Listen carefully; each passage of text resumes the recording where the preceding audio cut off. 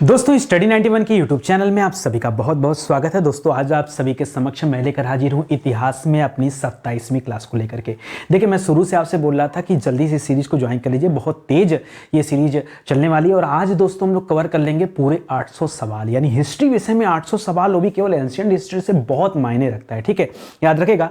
Question number 781 से लेकर के दोस्तों 810 तक के सवालों पर आज हम चर्चा करने वाले हैं। और आज के लिए मैं आपके लिए टॉपिक कौन से लेकर आया हूं, तो गुप्त काल की हम लोग चर्चा कर रहे थे। गुप्त काल में अलग अलग राजाओं के बारे में हमने पढ़ा, उसके बाद गुप्त काल के प्रशासन के बारे में पढ़ा, और आज इस क्लास में हम लोग पढ़ने वाले हैं दोस्तों गुप्त काल की जो धार्मिक स्थिति है और गुप्त काल में जो कला और संस्कृति रही है, यानी आर्ट एंड कल्चर से बहुत सारे अच्छे अच्छे सवालों पर चर्चा होने वाला है। ठीक है, आइए स्टार्ट करते हैं और एक एक सवाल को बहुत आराम से देखते हैं। याद रखेगा स्टडी 91 के प्लेटफॉर्म से दोस्तों फाउंडेशन बैच लॉन्च किया गया। हर एक विषय के लिए फाउंडेशन बैच आ रहा है दोस्तों। हमारा हेल्पलाइन नंबर है, इस पर कॉल करके संपर्क कर सकते हैं। अब तो अपनी किताबें भी आने लगी, तो मुझे लग रहा है कि स्टडी 91 आपके लिए एक बेस्ट प्लेटफॉर्म हो सकता है, जिसके माध्यम से आप अपनी पूरी तैयारी कर सकते हैं। क्योंकि किताबें भी हमारे पास है, पेड कोर्स भी हमारे पास है, यूट्यूब पर भी दोस्तों क्लासेस दी जाती हैं, तो क्वालिटी कंटेंट है ही, तो आराम से आप अपनी तैयारी हमारे साथ जुड़कर कर सकते हैं। कोई दिक्कत हो तो कॉल कर सकते हैं। ठीक है, चलिए शुरू करते हैं। किस तरह के सवाल पूछे जाते हैं, क्या क्या आता है,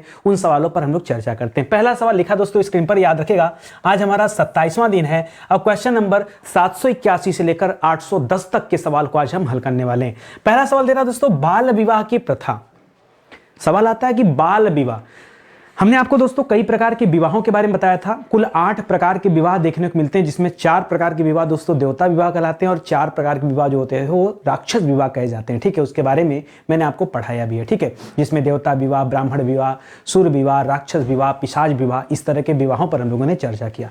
लेकिन अभी तक हम लोगों ने कहीं भी बाल विवाह के बारे में कुछ नहीं पढ़ा था। ठीक है, पहली बार दोस्तों इस तरह का सवाल मिल रहा है कि बाल विवाह का प्रचलन ये कब से चला, तो याद रखेगा गुप्त काल में पहली बार बाल विवाह देखने को मिला है। याद रखेगा, तो पूछ रहा दोस्तों बाल विवाह की प्रथा ये किस काल में आरंभ हुई, तो याद रखें दोस्तों गुप्त काल में आरंभ हुई है। ठीक है, जब छोटे छोटे बच्चों की ही क्या कर दी थी, शादी तय कर दी जाती थी या उनकी शादियां भी हो जाती थी। ठीक है, बाद में दोस्तों आगे चल के जब आप मॉडर्न हिस्ट्री पढ़ेंगे तो वहां दोस्तों आप शारदा एक्ट के बारे में पढ़ेंगे। क्या पढ़ेंगे दोस्तों? शारदा एक्ट के बारे में पढ़ेंगे, शारदा एक्ट के बारे में पढ़ेंगे। और शारदा एक्ट को लाने वाले कौन थे दोस्तों? इनका नाम था हरविलास शारदा। क्या नाम था? हरविलास शारदा नाम था। ठीक है, उन्होंने दोस्तों शारदा एक्ट को लाया था और फिर जाकर दोस्तों ये बाल विवाह की प्रथा समाप्त होगी। ठीक है, और उसके बाद से दोस्तों क्या हो जाएगा, एक नया कानून आ जाएगा जिसमें लड़कों लड़कियों की उम्र तय कर दी जाती है कि कितने वर्ष के बच्चों का विवाह किया जाएगा। ठीक है, तो ये आपके लिए इंपॉर्टेंट रहेगा। फिलहाल तो आप याद रखेगा कि बाल विवाह की जो प्रथा है वो कब से देखने को मिलती है, तो याद रखेगा गुप्त काल में। और एक चीज और मैं बताऊं कि बाल विवाह के अलावा दोस्तों गुप्त काल में पहली बार दोस्तों हमें सती प्रथा का भी प्रमाण मिला था। सती प्रथा का प्रमाण दोस्तों कहां से मिला था, तो इसका प्रमाण मिला था एरड़ अभिलेख से। कहां से मिला था दोस्तों? एरड़ अभिलेख, जो सती प्रथा का पहला लिखित प्रमाण प्रस्तुत करता है कि 510 ईस्वी में भानुगुप्त के शासनकाल में याद रखेगा सती प्रथा का उल्लेख किया गया है। ठीक है, पहला अभिलेखी साक्ष्य कौन सा है, तो याद रखेगा एरड़ अभिलेख है, जो बताता है सती प्रथा के बारे में। ठीक है, सती प्रथा का अंत किसने किया, तो आगे आप जब मॉडर्न हिस्ट्री पढ़ेंगे तो आप देखेंगे वहां पर आधुनिक भारत का पितामह कहा जाता है। ठीक है, या पुनर्जागरण काल का पिता कहा जाता है राजा राम मोहन राय जी का। ठीक है, उनकी भाभी जी को दोस्तों जबरदस्ती लोग सती करा रहे थे और तब उन्होंने सती प्रथा के खिलाफ दोस्तों एक बहुत बड़ा मुहिम चलाया और फिर विलियम बेंटिक के साथ मिलकर के उन्होंने सती प्रथा का उन्मूलन किया, समाप्त कराया। वो चीजें आपको आगे देखने को मिलेंगी। फिलहाल आज की क्लास में हम केवल ये चर्चा कर रहे हैं कि गुप्त काल में कौन कौन सी कुरीतियां देखने को मिलती थी। ठीक है, यानी जो बुराइयां थी वो पढ़ रहे हैं। तो याद रखेगा सती प्रथा भी एक बुराई का रूप है, आपका जो है बाल विवाह ये भी एक बुराई का रूप है। तो याद रखेगा ये चीजें यहां पर हैं। अगला सवाल दे रहा है कि गुप्त काल में राजवंशों के आचार्य। ठीक है, राजवंश के आचार्य का तात्पर्य क्या दोस्तों? जो राजा की वंशावली होती थी। क्योंकि आपने अभी कल की क्लास में मैंने आपको बताया, जब गुप्त काल का प्रशासन मैं आपको बता रहा था तो मैंने बताया कि गुप्त काल में याद रखेगा राजतंत्रात्मक व्यवस्था थी। क्या थी दोस्तों? राजतंत्रात्मक व्यवस्था थी। इसका मतलब क्या होता है? राजा का बेटा ही राजा बनेगा। और तभी तो हमने देखा कि एक एक पीढ़ी के बाद दोस्तों कंटिन्यू दोस्तों उसी पीढ़ी के लोग राजा बनते चले आए। ठीक है, तो राजतंत्रात्मक व्यवस्था होने के कारण उनके अपने गुरु होते थे, उनके अपने आचार्य होते थे या उनके अपने अध्यापक होते थे। तो दोस्तों जो अध्यापन का कार्य करते थे उस समय में उन्हें क्या कहा जाता था? उन्हें ब्राह्मण कहा जाता था। क्या कहा जाता था? ब्राह्मण। और एक चीज और याद रखेगा, और समय की अपेक्षा दोस्तों गुप्त काल में ब्राह्मण जो थे दोस्तों उनकी स्थिति में बहुत सुधार हुआ। ठीक है, ब्राह्मण की स्थिति में बहुत सुधार हुआ और उनको बहुत मान सम्मान मिलने लगा। ठीक है, गुप्त काल के जो ब्राह्मण थे उनको मान सम्मान बहुत मिलता था। ठीक है, ये भी याद रखेगा। लिख रहा गुप्त काल में पर्दा प्रथा का प्रचलन किन स्त्रियों के लिए था? सर, पर्दा प्रथा भी आ गया था का? जी हां, पर्दा प्रथा वैसे सबके लिए नहीं था। पर्दा प्रथा केवल उन स्त्रियों के लिए था जो राजघराने की होती थी या जो उच्च कुल से बिलोंग करती थी। ठीक है, तो याद रखेगा पर्दा प्रथा का प्रचलन, याद रखेगा या तो राजघराने की जो स्त्रियां होती थी वो पर्दा प्रथा का पालन करती थी, या तो जो उच्च कुल की स्त्रियां होती थी, ठीक है, वो पर्दा प्रथा में दोस्तों रहती थी। ठीक है, तो याद रखेगा, या उच्च वर्ग भी आप बोल सकते हैं यहां पर। ठीक है, अब देखिए मैं इतने सारे चीज इसलिए यहां पर लिख देता हूं कि पता नहीं आपके परीक्षा में परीक्षक कौन सा ऑप्शन बना के दे दे, इसलिए आप देखते होंगे कई चीजों को मैं बताता हूं। हो सकता है राजघराना दे दे, हो सकता है उच्च कुल दे दे, हो सकता है उच्च वर्ग दे दे, तो इस तरह की चीजें आप देख रहे हैं। ठीक है, तो एक एक चीजों को आप देखते चलिए और पढ़ते चलिए। ठीक है, चलिए आगे बढ़ते हैं। अगला सवाल देखिए, लिख रहा किस काल में स्त्रियों की पुरुषों से बराबरी थी? ये बहुत अच्छा काम हुआ। ठीक है, जो चीज आज हम इस राम राज्य में कल्पना कर रहे हैं वो चीज दोस्तों गुप्त काल में भी देखने को मिलती थी कि स्त्री और पुरुष की बराबरी होती थी। जी हां दोस्तों, याद रखिएगा स्त्री पुरुष में कोई बहुत ज्यादा भेद नहीं होता था, तो स्त्रियों और पुरुषों में क्या थी दोस्तों? बराबरी थी। ठीक है, पुरुषों में क्या थी? बराबरी थी। और ये कहां देखने को मिलता है? याद रखेगा गुप्त काल में देखने को मिलता है। हाँ, थोड़ा सा सती प्रथा वाला एक चीज अलग से अगर छोड़ दिया जाए तो बाकी और कोई दिक्कत नहीं रहा इस पीरियड में। ठीक है, लिख रहा है नगरों का क्रमिक पतन, धीरे धीरे करके दोस्तों जितने भी नगर थे ना उनका एक एक करके क्या होने लगा दोस्तों? पतन होने लगा। ठीक है, किसी न किसी कारण से वो नगर क्या होने लगे? समाप्त होने लगे। और ये किस काल में देखने को मिलता है दोस्तों? तो ये गुप्त काल के दौरान ही, गुप्त काल का जो अंतिम पीरियड चल रहा था दोस्तों, उस दौरान दोस्तों क्या होता है कि एक एक नगरों का पतन होना शुरू हो जाता है। और आप देखेंगे कि इतनी बेकार स्थिति आ जाती है गुप्तोत्तर काल में, तो आपको पता चलेगा कि बहुत सारे नगर पतन हो गया, उनका इस प्रकार पतन होगा कि बड़े बड़े शहर खत्म हो गए। ठीक है, इस तरह की चीजें देखने को मिलेंगी। लिख रहा गुप्त काल में वेश्यावृत्ति करने वाली महिलाओं को क्या कहा जाता था? जो वेश्यावृत्ति करती थी उन्हें क्या कहते थे? तो याद रखेगा शुरू से ही उन्हें दोस्तों गणिका कहा गया। क्या कहा गया है? गणिका कहा गया। आप मौर्य काल में पढ़े होंगे कि जो वेश्यावृत्ति करने वाली महिलाओं से संबंधित जो प्रमुख होता था उसे क्या कहते थे? तो उसे कहते थे गणिकाध्यक्ष। क्या कहते थे?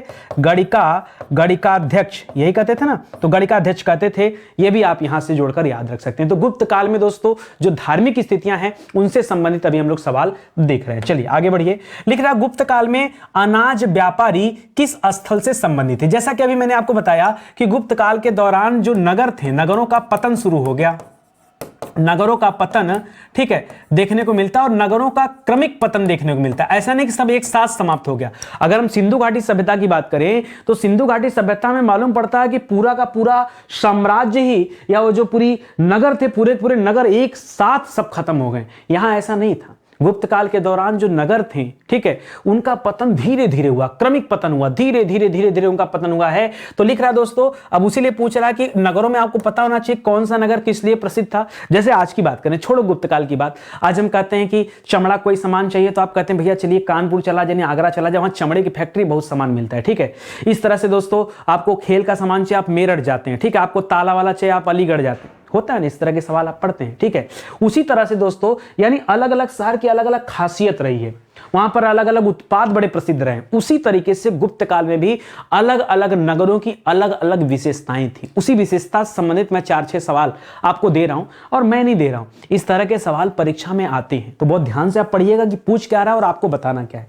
पूछ रहा है गुप्त काल में अनाज व्यापारी। देखिए, अगर हम खाली व्यापारी की बात करें तो दोस्तों व्यापारियों को क्या कहा जाता था? कल की क्लास में दोस्तों मैंने आपको बताया था व्यापारियों को सार्थवाह कहा जाता था। क्या कहा जाता था? सार्थवाह कहा जाता था। दोस्तों महाजनों का जो प्रमुख होता था, कल की क्लास में भी मैंने आपको बताया था, महाजनों का प्रमुख क्या कहलाता था? महाजनों का प्रमुख श्रेष्ठी कहलाता था। क्या कहलाता था? श्रेष्ठी। ये सब बातें दिमाग में होनी चाहिए। पीछे की क्लास नहीं देखें तो देख लीजिए, बाद में मत कहिएगा कि नितिन सर कहां से नए नए चीज लेकर आ जाते हैं। पढ़ाया हूं, मन में आ रहा तो बता रहा हूं आपको। अब पूछ रहा है कि अनाज व्यापारी किस स्थल से संबंधित थे? तो याद रखेगा जो उज्जैन था ना, उज्जैन कहां दोस्तों? याद रखेगा अवंतिकापुर में। जी हां दोस्तों, अवंतिकापुर इसका पुराना नाम है। क्षिप्रा नदी के तट पर दोस्तों उज्जैन शहर है, जहां महाकालेश्वर जी का मंदिर है दोस्तों। इस क्षिप्रा नदी को मालवा की गंगा कहते हैं, याद रखेगा। और इसी क्षिप्रा नदी के तट पर ये उज्जैन है। ये किस लिए प्रसिद्ध था? ये अपने अन्न के लिए प्रसिद्ध था। यहां पर अन्न, फसल या अनाज वगैरह के लिए दोस्तों स्थान प्रसिद्ध था। उसी तरह से लिख रहा है गुप्त काल में हाथी दांत के कारीगरों से संबंधित स्थल कौन सा था? जी हां दोस्तों, हाथी दांत के कारीगरों से संबंधित स्थल कौन कौन सा है, वो भी गुप्त काल के अंतर्गत दोस्तों। तो याद रखेगा यहां पर दोस्तों एक शहर आपने सुना होगा मध्य प्रदेश में, विदिशा का नाम सुना होगा, ठीक है, विदिशा का नाम। वैसे विदिशा दोस्तों और भी चर्चा आया था जब यहां पर हेलियोडोटस ने क्या बनाया था दोस्तों, याद रखेगा विदिशा में ही विष्णु स्तंभ स्थापित किया। क्या स्थापित किया? विष्णु स्तंभ स्थापित किया। तो याद रखेगा यहां पर हम उसके बारे में पढ़े थे, ठीक है। तो याद रखेगा जो विदिशा है मध्य प्रदेश में, कहां पड़ता है विदिशा? याद रखेगा विदिशा है दोस्तों मध्य प्रदेश में। और यहां ये किस चीज के लिए फेमस था? तो ये हाथी दांत के कारीगरों के लिए दोस्तों जाना जाता है। ये सवाल आपके परीक्षा में आता है। अगला दिख रहा है गुप्त शासक किस धर्म के अनुयायी थे, ठीक है। आपने पीछे की अगर हम बात करें तो आपने देखा, अगर मैं चंद्रगुप्त मौर्य की बात करूं दोस्तों, लास्ट में जाकर उन्होंने क्या ले लिया, 398 बीसी में क्या कर लिया, 398 नहीं 298 बीसी में, 305 में तो आपका सेल्यूकस का आक्रमण हुआ था। 298 बीसी में आपने देखा कि उन्होंने जाकर के जैन गुरु से दीक्षा लेकर के दोस्तों संलेखना विधि से अपने प्राणों का त्याग कर दिया था, ठीक है। उनका पुत्र जो था अजातशत्रु, वो जो है आजीवक संप्रदाय को मानता था। उनका पुत्र जो अशोक था वो बौद्ध धर्म को मानता था। तो हर पीढ़ी में कुछ ना कुछ अलग देखने को मिला है। उसी तरह से अगर हम गुप्त शासक की बात कर दें कि गुप्त शासक किस धर्म के अनुयायी थे, तो याद रखेगा वैष्णव धर्म के अनुयायी थे। किसके?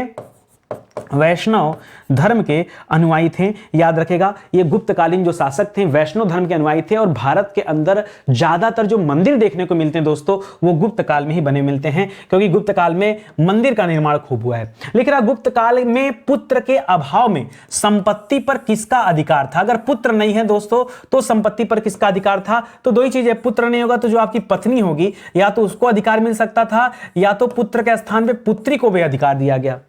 पत्नी को भी अधिकार दिया गया, पुत्री को भी अधिकार दिया गया। देखिए आज जाके कानून बना है ना कि संपत्तियों में पुत्र के अलावा पुत्रियों का भी अधिकार होगा। उस जमाने में गुप्त काल में भी दोस्तों याद रखेगा अगर पुत्र नहीं है किसी का तो फिर उसकी संपत्ति पर उसकी पत्नी अथवा पुत्री या फिर इन दोनों का अधिकार होता था। याद रखेगा। तो इसीलिए तो मैंने शुरुआत में बता दिया कि यहां पर स्त्री पुरुष में समानता देखने को मिलती है। स्त्री पुरुष क्या थे?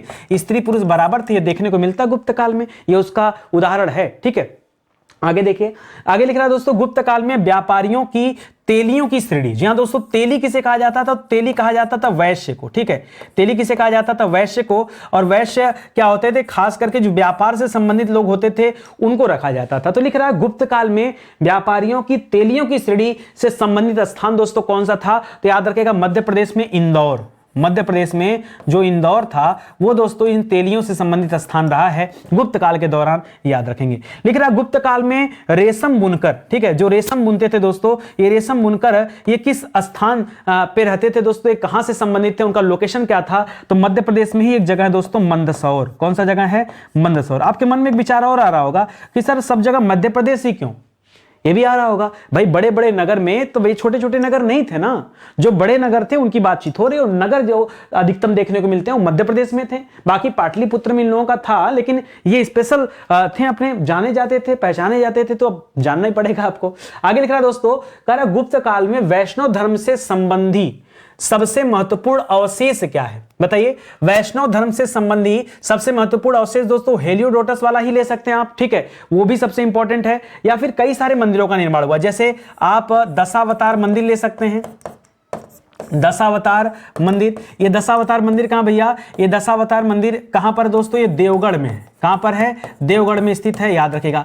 या फिर और क्या ले सकते हैं? और आप विदिशा को ले सकते हैं। विदिशा में जो आपका क्या लगा, जो हेलियोडोटस के द्वारा दोस्तों स्थापित किया गया, हेलियोडोटस के द्वारा, ठीक है, हेलियोडोटस के द्वारा। हालांकि ये थोड़ा सा पुराना हो जाएगा, नहीं तो फिर आप ये कर लीजिए ना, दशावतार मंदिर या बहुत सारे मंदिर आए हैं, लेकिन वैष्णव धर्म का पूछ रहा है इसलिए दशावतार मंदिर बताइए, देवगढ़ में है, याद रखेगा। वो इसका एक प्रमाण हो सकता है। कह रहा किस काल में शिव पूजा का प्रसार लिंग के रूप में मिलता है? जी हाँ दोस्तों, शिव पूजा। देखिए शिव पूजा के तो कई सारे प्रमाण मिले हैं, और अगर हम लिंग पूजा की बात करते हैं तो लिंग पूजा का पहला प्रमाण,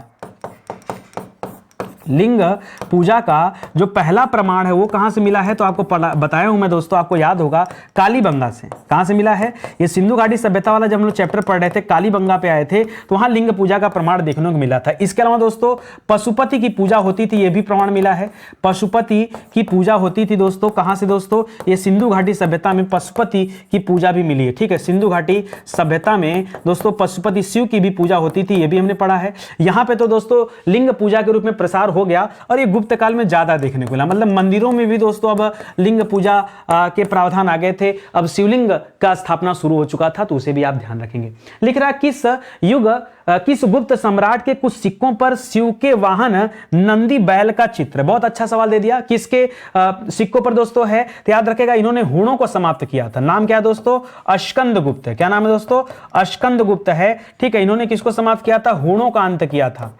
हूणों का जो आक्रमण हुआ था वो स्कंद गुप्त के समय में हुआ था, और शकों का आक्रमण चंद्रगुप्त द्वितीय विक्रमादित्य के समय हुआ था। तो याद रखेगा दोस्तों ये नंदी बैल का आकृति मिलता है। ठीक है, लक्ष्मी की आकृति देता है दोस्तों, तो उसमें आप चंद्रगुप्त प्रथम याद रखते हैं दोस्तों। और भी चीजें देता है, जैसे समुद्रगुप्त के समय में उन्हें बीड़ा बजाते हुए दिखाया गया है। ठीक है, तो उसको भी आप याद रखें। तो चीजें अच्छी हैं, ध्यान दीजिएगा, परीक्षा में सारे सवाल आते ही आते हैं। ठीक है, अच्छा एक बात और कहना चाहूंगा, ये कुछ सैंपल के तौर पे किताबें लगी हैं। ठीक है, देखिए स्टडी 91 अब क्या कर रहा है कि आपके लिए किताबें भी लिख रहा है।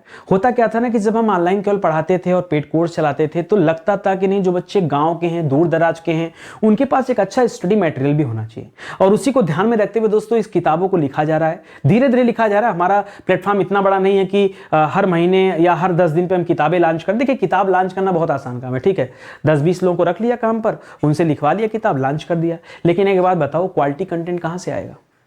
वो स्टडी मटेरियल जो आपको चाहिए, जो मन कर रहा है कि यार अंदर से कुछ मिले पढ़ने को, वो कैसे मिलेगा? उसके लिए काम करना पड़ेगा, रिसर्च करना पड़ेगा, और वो इस तरह से नहीं हो सकता जैसे लोग करते हैं अंधाधुंध। पैसा है 10 लाख 20 लाख झोंक दो पब्लिकेशन में, किताबें लॉन्च कर दिया, गई मार्केट में बिक गया। तो वो काम स्टडी 91 नहीं करता है। आज तक हमने ऐसा कोई काम नहीं किया। एकदम आराम से, इत्मीनान से, कहीं जल्दीबाजी नहीं। ठीक है, अरे हम शिक्षा का कार्य कर रहे हैं, कोई पिक्चर थोड़े है कि रातों रात हिट करा देना है। ठीक है, शिक्षा है, ग्रहण करना है, सीखना सिखाना, मेहनत है, बहुत कुछ है।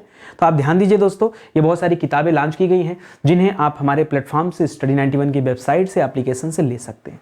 कोई दिक्कत परेशानी बहुत सारे बच्चों के मन में होता है, सर कैश ऑन डिलीवरी हो जाए, 10-20 ज़्यादा ले लीजिए चलेगा। ठीक है, तो फिर भैया आप फ्लिपकार्ट से ऑर्डर कर लो, अमेजन से ऑर्डर कर लो, मीशो से ऑर्डर कर लो, हर जगह किताब लिस्ट है, वहाँ से आप ऑर्डर कर लीजिए। और दिक्कत लग रहा है तो आप फिर मार्केट में जाइए, आपके नियर बाई जो बुक स्टोर है उनसे कह दीजिए कि वो मंगा के आपको दे देंगे, या फिर उनके यहाँ अवेलेबल भी होगा, आप चेक कर लीजिए। ठीक है, ये हमारा हेल्पलाइन नंबर है, कोई दिक्कत परेशानी है तो कॉल कीजिए। ठीक है, चलिए आगे बढ़ते हैं। अगला सवाल सुनिए। लिख रहा गुप्त काल में शिव की प्राचीन मूर्ति, जी हाँ दोस्तों, शिव की प्राचीन मूर्ति गुडिमल्लम लिंग, ये दोस्तों कहां से मिला है? गुडिमल्लम लिंग मिला दोस्तों, ये कहां से मिला है? तो ये मिला दोस्तों आंध्र प्रदेश से।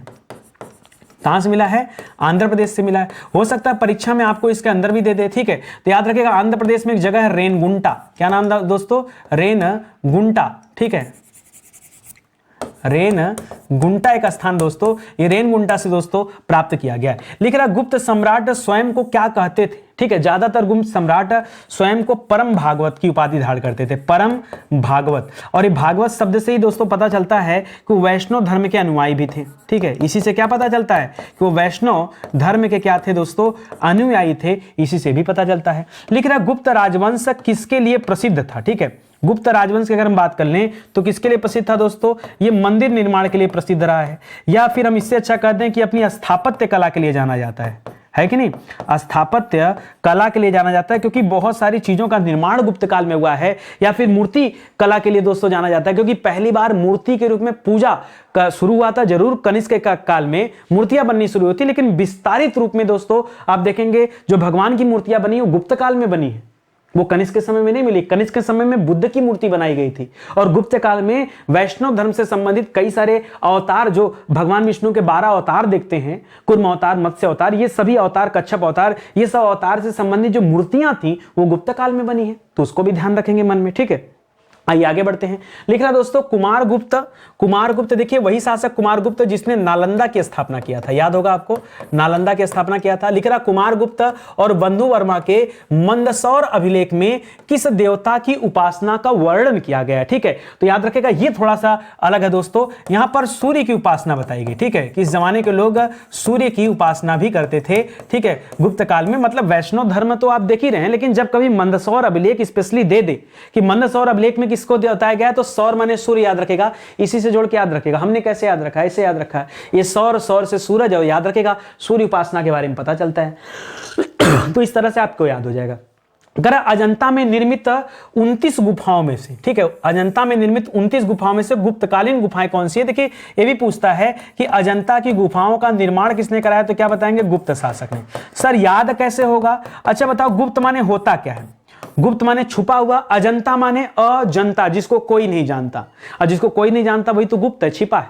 इसी तरह से एक और आता है एलोरा, आपने सुना होगा एलोरा। तो एलोरा की गुफाएं भी, एलोरा की गुफाओं का निर्माण किसने किया? तो रा से पकड़ना, एलोरा, रा से राष्ट्रकूट याद रखना, ठीक है, राष्ट्रकूटों ने दोस्तों एलोरा की गुफाओं का निर्माण कराया। खैर अब अपने प्रश्न पर आते हैं। लिख रहा अजंता में जो 29 गुफाएं बनी हैं उनमें से गुप्तकालीन गुफाएं कौन सी हैं? सब गुप्तकाल में नहीं बना, याद रखेगा। गुप्तकालीन गुफा केवल 2 गुफा है, गुप्तकालीन गुफा है 16 नंबर और 17 नंबर।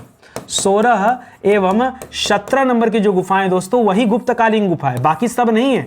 बाकी तो इसके पहले भी बन गई थी, ठीक है, तो उसको याद रखेगा। हाँ गुप्त, ये जो अजंता की गुफाओं में जो चित्रकारी हुई है वो चित्रकारी भी दोस्तों गुप्त काल की देन है, उसको भी याद रखेंगे। लिख रहा है विंध्य जंगल में किस जाति के लोग अपने देवताओं को मनुष्य का मांस चढ़ाते थे? ठीक है, बड़ा खतरनाक टाइप के लोग थे, जंगली लोग। ये दोस्तों क्या करते थे? आप देखिए यहाँ नरबली, आपने सुना होगा। ये मनुष्य का मांस चढ़ाने का मतलब क्या है? सीधे सीधे कहो ना कि नरबली, नर बलि, यानी नर माने मनुष्यों की बलि दी जाती थी। आपने सुना होगा कि मुर्गे की बलि दी जाती, बकरे की बलि दी जाती है, लेकिन यहां पर दोस्तों नर बलि भी चलती थी। और ये किस जाति के लोग थे? ये सबर जाति के लोग थे। किसके थे दोस्तों? ये सबर एक जाति है दोस्तों। ये सबर जाति के लोग विंध्य के जंगलों में रहते थे, कैमूर की पहाड़ियों पर। और ये दोस्तों नर बलि, नर की बलि देते थे, मनुष्य का मांस अपने देवता को चढ़ाते थे। ठीक है, तो ये एक छिपा हुआ सवाल है, तो इसको भी आप ध्यान रखिएगा। ठीक है, लिख रहा जन साधारण के जीवन की अत्यंत सजीव झांकी। ठीक है, सजीव झांकी किन मूर्ति कलाओं में देखने को मिलती है दोस्तों? तो गुप्त काल में जो मूर्ति कला देखा गया है, जैसे एग्जांपल दे दोस्तों, जो भरहुत का नाम सुना होगा, भरहुत, ठीक है, आपने भरहुत का नाम सुना होगा, या आपने दोस्तों सांची का नाम सुना होगा, सांची। ठीक है, तो याद रखिएगा भरहुत हो गया, सांची होगा। यहां पर जो कुछ भी बनाया गया मूर्तियों में जैसे लगता है सब सजीव है। ठीक है, और इसके अलावा दोस्तों बोध गया का नाम सुना होगा, अमरावती का नाम सुना होगा। ठीक है, अमरावती आंध्र प्रदेश, ठीक है, अमरावती का नाम सुना होगा। तो याद रखेगा ये सब इंपॉर्टेंट पॉइंट है, इसको ध्यान रखेगा। वहां पर जितनी भी कलाएं दिखाई गई हैं उनसे झलकता है कि सब सजीव हैं, निर्जीव नहीं झलकता, सब सजीव होने जैसा महसूस होता है। लिख रहा अजंता की चित्रकला में शाश्वत भावों की अभिव्यंजना किन चित्रों में की गई? ठीक है, देखिए अजंता की चित्रकारी की बात करेंगे तो कुछ स्पेशल चित्र वहां से मिले हैं, जैसे माता तथा शिशु का चित्र मिला है। ठीक है, तो यहां भी शाश्वत भाव देखने को मिलता है। और एक मरणासन्न राजकुमारी का चित्र मिला, मरणासन्न राजकुमारी। ठीक है, तो याद रखेगा ये कुछ चित्र मिले दोस्तों जिनके बारे में अक्सर करके पूछा जाता है। उन चित्रों में दोस्तों शाश्वत भाव नजर आते हैं। ठीक है, तो इसको याद रखेंगे। लिख रहा मध्य प्रदेश में किस स्थान पर अजंता गुफाओं के समान गुफाएं मिली? ठीक है, अजंता की जिस प्रकार गुफाएं हैं उसी प्रकार दोस्तों मध्य प्रदेश में और भी गुफाएं हैं। याद रखेगा इन्हें कहा जाता है बाघ की गुफाएं। क्या कहा जाता है? बाघ की गुफाएं। ठीक है, ये है कहां पर दोस्तों? एक स्थान है धार। क्या है? धार जो स्थान है दोस्तों, ये गुफाएं वहां स्थित हैं। ठीक है, चलिए आगे बढ़ते हैं। अगला देख रहा है दोस्तों, दक्षिणापथ की कला शैली को क्या कहा जाता है? दक्षिणापथ का मतलब क्या दोस्तों? ये साउथ की बात कर रहा है। दक्षिणापथ मतलब सीधे सीधे कहिए दक्षिण भारत। ठीक है, दक्षिण भारत पूछ रहा दोस्तों, दक्षिण भारत की कला शैली को क्या कहा जाता है? भाई दक्षिण भारत में जो मूर्तियां होती थी, जो मंदिर बनते थे, ये किस शैली में बनते थे भाई? तो याद रखेगा, अब यहां पर ध्यान दीजिएगा, एक बेसर शैली मिलेगा। क्या मिलेगा? बेसर शैली। वैसे मिलने को दोस्तों आपको द्रविड़ शैली भी मिल सकता है, लेकिन याद रखेंगे ये द्रविड़ शैली केवल मंदिरों में प्रयोग किया जाता था। ठीक है, द्रविड़ शैली मंदिर देखने को मिलते थे। अगर कला शैली की बात करेगा तब वहां द्रविड़ मत करेगा, तब बताइएगा बेसर शैली। और एक चीज और बताइएगा, बेसर शैली को चालुक्य शैली भी कहा जाता है, क्योंकि इसका सबसे ज्यादा विस्तार किसने किया था? चालुक्यों ने किया था, चालुक्य राजवंश के लोगों ने। तो दोस्तों इसे चालुक्य शैली भी कहा जाता है, बेसर शैली भी कहा जाता है और चालुक्य शैली भी कहा जाता है। एक चीज आपको बता दूं, अगर मैं बताऊं आपको, सुनिएगा, विंध्य का जो पर्वत है, विंध्य पर्वत से लेकर के नीचे दक्षिण में दोस्तों कृष्णा नदी के मध्य तक, कृष्णा नदी के मध्य तक जितने भी दोस्तों मंदिर मिले हैं, मूर्तियां मिली हैं, खास करके मंदिर, वो किस रूप में मिला दोस्तों? मंदिर का निर्माण दोस्तों निश्चित रूप से बेसर शैली में हुआ है। किस शैली में हुआ? बेसर शैली में मंदिरों का निर्माण हुआ है। विंध्य पर्वत श्रृंखला से लेकर के कृष्णा नदी तक के जो मंदिर हैं वो इसी शैली में मिले हैं। अगला लिख रहा है दोस्तों, करम मेहरौली दिल्ली स्थित लौह स्तंभ का निर्माण किस सदी में हुआ था दोस्तों? तो दोस्तों ये गुप्त काल में हुआ था, ये गुप्त काल में हुआ था। हाँ, आपसे सदी पूछ दे रहा है दोस्तों यहां पर, तो बताइए दोस्तों चौथी सदी में। कौन सदी में दोस्तों? चौथी सदी में दोस्तों इसका निर्माण हुआ था। और इस लौह स्तंभ को कुतुब मीनार के पास लाकर किसने स्थापित किया था? तो फिरोज शाह ने किया था। यह सब पुराने सवाल है, ठीक है। शुरुआत में कहां स्थापित था दोस्तों? विष्णुपद में था, ठीक है। विष्णुपद एक जगह है लाहौर के पास में, वहां दोस्तों था, ठीक है। आगे देखिए लिख रहा है सारनाथ के धमेक स्तूप का निर्माण। यहां दोस्तों सारनाथ में धमेक स्तूप है। सारनाथ वही जगह दोस्तों जहां महात्मा बुद्ध ने क्या किया, याद रखेगा, यहां उपदेश दिया था अपना, ठीक है, अपने 5 शिष्यों को। उस समय सारनाथ को ऋषि पत्तनम कहा जाता था। क्या कहते थे? ऋषि पत्तनम कहते थे, ठीक है। आपसे पूछ रहा है कि धमेक स्तूप का निर्माण किस काल में हुआ है, तो बताइए कि धमेक स्तूप का निर्माण दोस्तों गुप्त काल में हुआ है, ठीक है। धमेक स्तूप का निर्माण किस काल में हुआ है? गुप्त काल में हुआ है। आगे बढ़िए, लिख रहा मंदिर निर्माण कला का जन्म सर्वप्रथम कब हुआ? तो याद रखेगा मंदिर निर्माण कला ये दोस्तों गुप्त काल में ही देखने को मिलता है, क्योंकि गुप्त काल में बेसर शैली, द्रविड़ शैली, इस तरह के कई शैली देखने को मिलते हैं, नागर शैली देखने को मिलता है, तो याद रखेगा। लिख रहा उत्तर भारत के मंदिर की कला शैली और दक्षिण भारत के मंदिर की कला शैली को क्या कहा जाता है? तो याद रखिए अगर उत्तर भारत की बात करेंगे तो उत्तर भारत में आपको मिलता है दोस्तों नागर शैली। क्या मिलता है? नागर शैली। और उसी तरह दक्षिण भारत में मिलेगा आपको दोस्तों द्रविड़ शैली। अच्छा सुनिए, आज एक काम करते हैं ना, एक अच्छा सा पॉइंट मैं आपको बताता हूं जो आप नहीं जानते होंगे, ठीक है। कई बार बच्चों को लगता होगा कि सर फाउंडेशन बैच जो आप बता रहे थे, क्या होता है फाउंडेशन बैच में? सुनिए मैं आपको कुछ तरीका बताता हूं। अभी के लिए तो मैंने ऐसे सवाल बता दिया। अब आपसे अगर मैं ये पूछूं, आपने कई बार इतिहास पढ़ा होगा, कहीं ना कहीं कोचिंग किया होगा, इतिहास पढ़ा होगा, कई बार किताब भी पलटा होगा, बहुत सारा चीज देखा होगा। अगर मैं आपसे पूछूं कि भैया नागर शैली और द्रविड़ शैली में क्या अंतर है, कोई ऐसा अंतर बताओ जो बच्चों को मैं आराम से समझा सकूं। नागर शैली, द्रविड़ शैली दोनों में अंतर क्या है, ठीक है। तो आइए मैं आपको कुछ अंतर बताता हूं। जैसे उत्तर भारत के जो मंदिर होते हैं, जो नागर शैली में बने होते हैं, ये प्रायः वर्गाकार में बने हैं, ठीक है। लेकिन दक्षिण भारत के जो मंदिर होते थे दोस्तों, ये आयताकार में बने होते हैं। अभी वर्गाकार आयताकार क्या है दोस्तों? वर्गाकार जहां चारों भुजाएं बराबर है, और आयताकार जहां चारों भुजाएं केवल 2 भुजा बराबर होती है। बात को समझिएगा, ठीक है।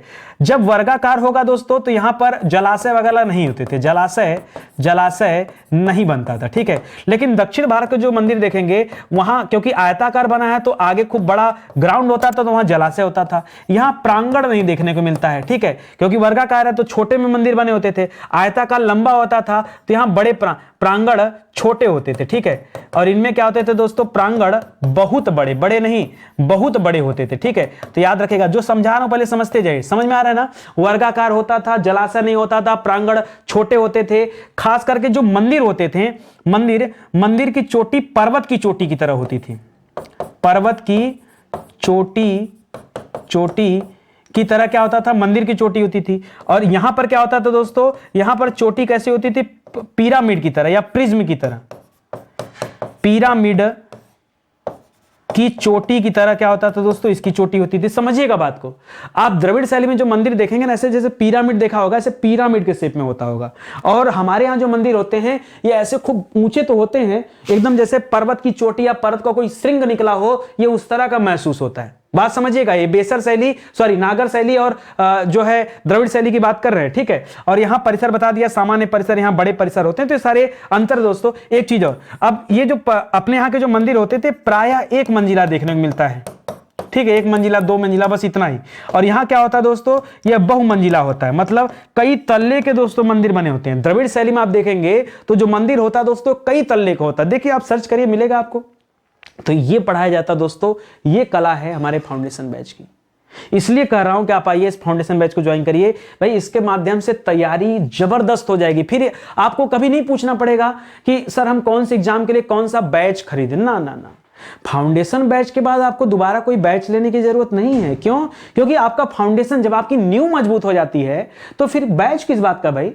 10 बार एक ही चीज के लिए क्यों पढ़ना? एक बार पढ़ो, फिर 1000 परीक्षा दो। और मौका ही नहीं है 1000 परीक्षा देने का, क्योंकि अगले 1-2 परीक्षा में दोस्तों आपका सिलेक्शन हो जाना है। तो बस खाली रणनीति बनानी है, कायदे से आइए बैच ज्वाइन करिए। और बिल्कुल बेसिक से दोस्तों चीजों को मैं उसमें पढ़ा रहा हूं, और आप देखेंगे तो बहुत मजा आएगा, बहुत मजा, ठीक है। और एक तरह से पूरी तरह से डिजिटल क्लास है वो, ठीक है, एकदम बाकायदा इमेज के साथ सब कुछ वहां पर है और मजा खूब आएगा पढ़ने में। दोस्तों ऐसे भी से जो यूट्यूब पर पूरी तरह से निःशुल्क पढ़ाए गए थे काफी पहले, ये उनके हैंड रिटन नोट्स हैं जो हमारे वेबसाइट पर एप्लीकेशन पर अवेलेबल हैं, आप चाहें तो ले सकते हैं। इसके अलावा दोस्तों अब तो किताबें भी आ चुकी, तो एक मौका दीजिए, स्टडी 91 की किताबों को खरीदिए, घर बैठे ऑर्डर करिए, 2-4 दिनों में किताब आ जाएगी, कहीं जाने की जरूरत नहीं है, ठीक है। नहीं भरोसा है तो अमेजन पे आइए, फ्लिपकार्ट पे आइए, उनसे ज्यादा भाई हम कई बार होता है कि नितिन सर आप पर भरोसा नहीं, अमेजन पर भरोसा है, ठीक है यार, वहीं से ऑर्डर कर लो, फ्लिपकार्ट से ले लो, कहीं से ले लो जहां से हो सकता है, ठीक है।